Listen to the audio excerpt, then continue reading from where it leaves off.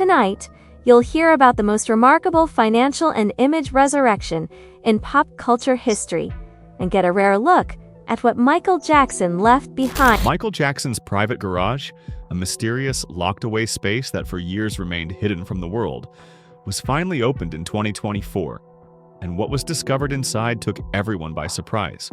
For over a decade, the contents of this garage, tucked away on the legendary Neverland Ranch, held secrets and stories that only a select few had ever been privy to. The question that lingered on everyone's mind was, what could Michael Jackson, the king of pop, have kept so carefully guarded in a place like this? We've all heard the wild rumors and the crazy tabloid headlines about Michael Jackson, his eccentricities, his lifestyle, and the strange world he lived in. But what if I told you that some of the most jaw-dropping truths about the pop icon were never in those tabloids? What if they were quietly sitting inside his private garage, gathering dust? This is a story that goes beyond the headlines, diving deep into the heart of Michael Jackson's personal life, his passions, and the things that truly mattered to him. For nearly 15 years after Michael's tragic death in 2009, the garage remained sealed and untouched. The world lost an icon, and in the years that followed, the garage sat in silence, preserved like a time capsule. No one knew what secrets it held. No one, that is, except a few select people who were entrusted with the responsibility of safeguarding Michael's legacy. But why did it take so long for the garage to be opened? What was so important about this particular space that it was left sealed away for so many years? The answer lies in a tangled web of legal disputes, legacy management, and a desire to preserve a piece of history with the kind of care one would give to ancient treasures. After Michael's passing, his estate became embroiled in a mountain of financial complications, lawsuits, unresolved business dealings, and the emotional weight of protecting the king of pop's legacy. Every single item Michael left behind carried not just sentimental value, but legal significance. So, the garage had to stay sealed, locked away, until everything else had been resolved. But legal complications weren't the only reason the garage remained closed for so long. The preservation of its contents was also a priority. This was no ordinary garage, after all. It was a sanctuary of Michael Jackson's most personal possessions. The people responsible for managing his estate understood that if those items were exposed to the wrong conditions, they could deteriorate. Instead of rushing to open the garage or auction off the contents, they took their time to ensure the environment inside was controlled. Climate control systems were installed, and only a small, trusted group of maintenance staff was allowed inside to make sure the garage stayed in pristine condition. It was as if the garage was treated like a museum vault, holding pieces of history that needed to be safeguarded, not just for their monetary value, but for their cultural significance. The longer the garage remained sealed, the greater the anticipation. The mystery of it became almost magical. Fans speculated endlessly about what could be inside. Experts wondered what treasures, what secrets, had been hidden away for so long. It was almost as though the garage had become more valuable in its secrecy. The estate executors, aware of the emotional and cultural weight of the moment, understood that the longer they waited to reveal its contents, the more powerful the eventual unveiling would be. And they were right. When the day finally arrived in 2024 to open the garage doors, it wasn't a media spectacle. There were no flashing cameras or reporters shouting questions. It was a quiet, almost sacred moment. A small group of people, those entrusted with Michael's legacy, gathered to witness the moment. Among them were John Branca and John McClane, the estate's executors who had been tasked with overseeing Michael's legacy for years. They were joined by automotive historians and preservation experts who knew how to appreciate the significance of what they were about to see. Even Michael's son, Prince, was present, his eyes filled with both curiosity and emotion. For him, this was a chance to see parts of his father's life that he had never fully understood before. It was a deeply personal moment for the family and those close to Michael. No public fanfare, just a quiet, respectful gathering to open the doors to a world Michael had kept hidden. As the doors slowly creaked open, the air inside the garage was still, almost untouched by time. It felt like walking into a preserved memory. One of the estate managers later described it as walking into a perfectly preserved memory. Another said it felt like Michael had just stepped out for a minute. The silence that fell over the room wasn't the silence of boredom. It was a hushed, reverential silence, as if everyone present was holding their breath. The garage itself seemed to be holding its breath too, keeping everything frozen in time. The reactions from those present were varied. gasps of surprise, quiet murmurs, and even a few stunned laughs. Some people there had known Michael as a global superstar. Others knew him as a friend or a family member. But this garage revealed a side of Michael Jackson that very few people had seen before.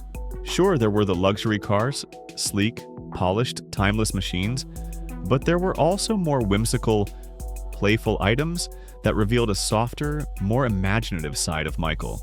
One of the standout items was a custom Peter Pan-themed golf cart, complete with fairy wings and colorful decorations. Michael had always been known for his childlike wonder and imagination, and this golf cart was a perfect reflection of that part of him. Inside the garage, there was an interesting contrast between solemn reverence and nerdy excitement. Some people were treating it like a sacred space, while others were fascinated by the craftsmanship of the vehicles. Michael's family members seemed to float between nostalgia and surprise, revisiting memories of the man they had known. The estate managers, on the other hand, approached the space more practically, cataloging and documenting everything. But underneath it all, there was something deeply spiritual about the moment. This garage, with its unique collection of cars and memorabilia, had captured a side of Michael Jackson that most of the world never got to see. Even after all the fame, the headlines, and the controversy, Michael had kept private corners of his world where he could simply enjoy his passions without the pressure of an audience. And that, in many ways, was the most beautiful part of it all. That Michael Jackson had been able to keep parts of himself hidden from the world. Places where he could just be himself. It was a reminder that even the biggest stars have their private lives, spaces that are untouched by the scrutiny of the public eye. When the garage doors finally opened fully, the first things that became visible were not just cars. They were statements. 3 vehicles stood in the center like royalty, and they weren't just luxury machines. These cars were pieces of Michael Jackson's soul, expressions of who he was beyond the music, the moonwalk, and the fame. The first car was a 1999 Rolls-Royce Silver Seraph limousine, painted in a soft silver blue that shimmered under the garage lights. But it wasn't just the exterior that made this car remarkable, it was the interior. Designed by Michael himself, it was dripping with 24-karat gold accents, crystal fixtures, and opulence fit for a king. The design was inspired by the Palace of Versailles, giving it the feel of a golden chapel on wheels. This car wasn't just about luxury, it was about imagination, about creating a world where dreams weren't just allowed, but expected. Then there was the 1985 Mercedes-Benz 500 SEL. This car wasn't as flashy or glamorous as the Rolls-Royce, but it carried with it a sense of nostalgia.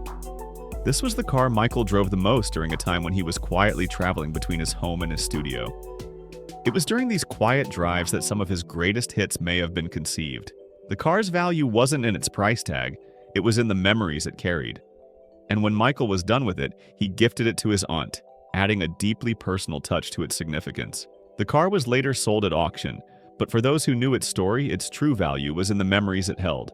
The third car was a 1954 Cadillac Fleetwood, and it wasn't just any classic car.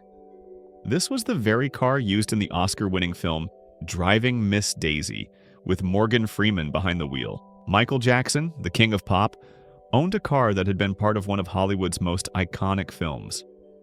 It was a piece of history, a symbol of respect for American craftsmanship and culture. This car wasn't about speed or luxury, it was about legacy. It stood out from the rest of Michael's collection because it wasn't just a car, it was a story. These cars were more than just vehicles.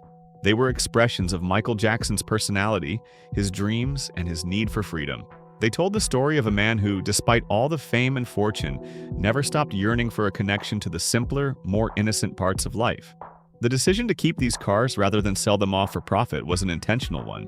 Michael's estate wasn't interested in making a quick buck or cashing in on his legacy. Instead, the estate executors decided to preserve the cars, keeping them safe until Michael's children, Prince, Paris, and Blanket, were old enough to decide what to do with them.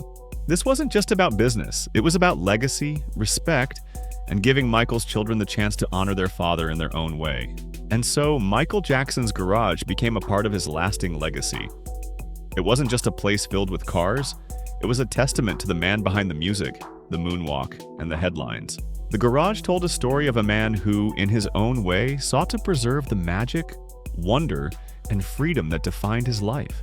And now, long after his passing, that space continues to hold the pieces of his soul, reminding us that Michael Jackson wasn't just the king of pop. He was a man who, at his core, was just like the rest of us. Someone searching for a place to be free, to be himself, and to find peace in a world that never stopped watching. Thank you for watching this video. If you enjoyed this story, make sure to comment and subscribe for more. And don't forget to check out the next video on your screen.